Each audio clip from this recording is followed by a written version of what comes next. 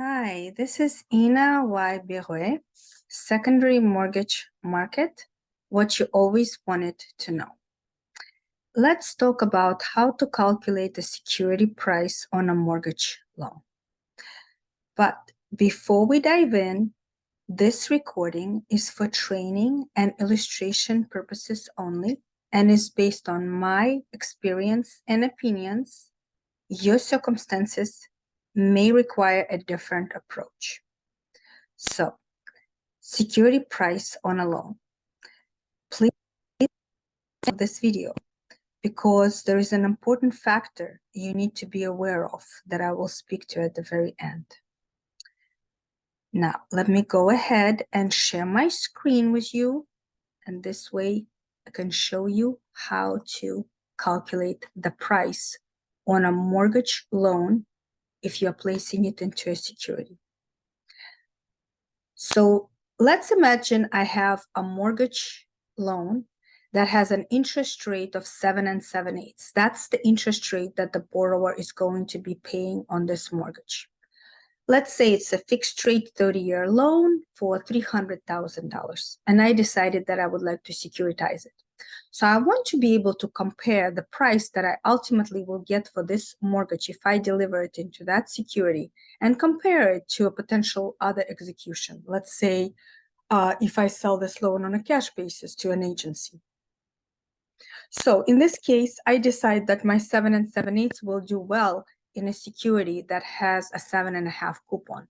So a mortgage-backed security, 7.5, and let's say it settles in December. So on the screens right now, 7.5 settling in December 2023 is 102 and 27 ticks, which translates to 102.84375. Okay. I can speak to ticks about with you later. 27 ticks is 84375. How you get that, how the ticks are calculated, and why, and what's a handle, and what are ticks. I can speak to you about that in another training. If you guys like that, I will do that video for you. So 7 7/8 is going to go into 7.5, which again has a security price right now of 102.84375. That strip of interest rate, 7.5, is going to go to the bondholder. So the next strip of a quarter is going to go to a servicer of this loan. That's why it's called a service fee. That's an annual strip away of a quarter. That's going to go to a servicer. G fee is a guarantee fee. In this case, it's 47 basis points. Each lender negotiates it with the agency, whoever you are securitizing with, whether it's Fannie, Freddie, or Ginnie. Let's say in this case, this lender has a 47 basis points G fee, guarantee fee. So again, you're getting 7 7/8 from the borrower. The borrower is paying you that interest rate for the usage of your money of $300,000 each year. 7 7/8. That's the annualized rate. They're going to be paying it on a monthly basis. The ultimate financing is coming from the bondholder that bought this bond, this mortgage securitized from you. So they need to be making their cut of interest of 7.5%. Quarter is going to be going to servicer because that outfit services the loan for the borrower. And the guarantee fee is going to go to the agency for guaranteeing the principal to the bondholder. If Mr. Borrower or Mrs. Borrower decides to default on their mortgage, the bondholder will still get their principal back from the guarantor, for which the guarantor is getting the insurance premium, if you will, of 47 basis points annually. So all of those folks need to get paid, okay?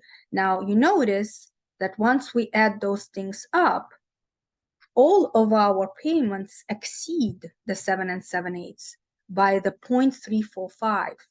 That negative 345, 34 basis points, 34.5 basis points, are actually called a buy down. Okay, so for buy down to be translated into a price component, into this equivalent, we need to have a buy up, a buy down multiple. Again, in this case, it's going to be a buy down. So let me show you a buy up, a buy down table. Okay. For that, I'm going to share with you this buy up, buy down table. It's right here.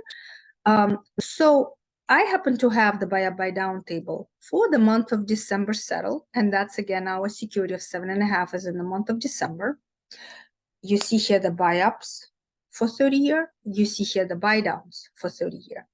And this here is the remaining term. Like I said, we have a 30-year mortgage, and let's say it's brand new. So the remaining term is, again, new origination, 360 months.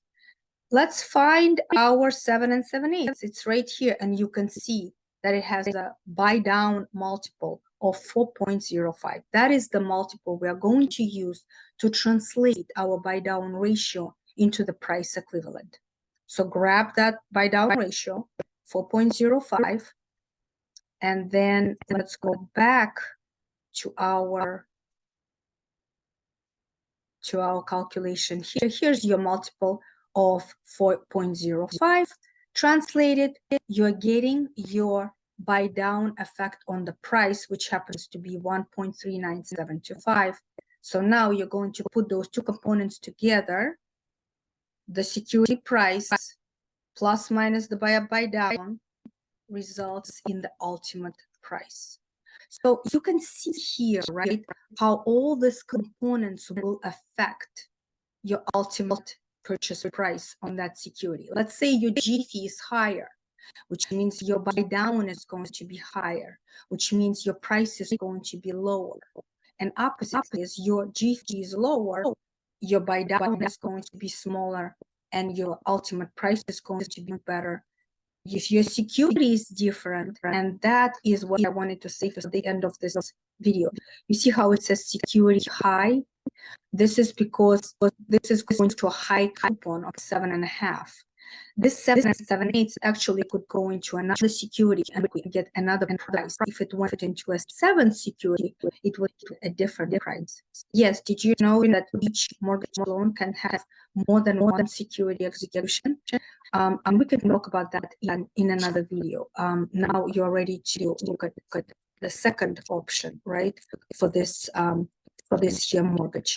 I will put the link in the description below for the next video, where you can see how the other security price is calculated on that same 7 and 7/8. And then you can decide between the two executions and do your best execution.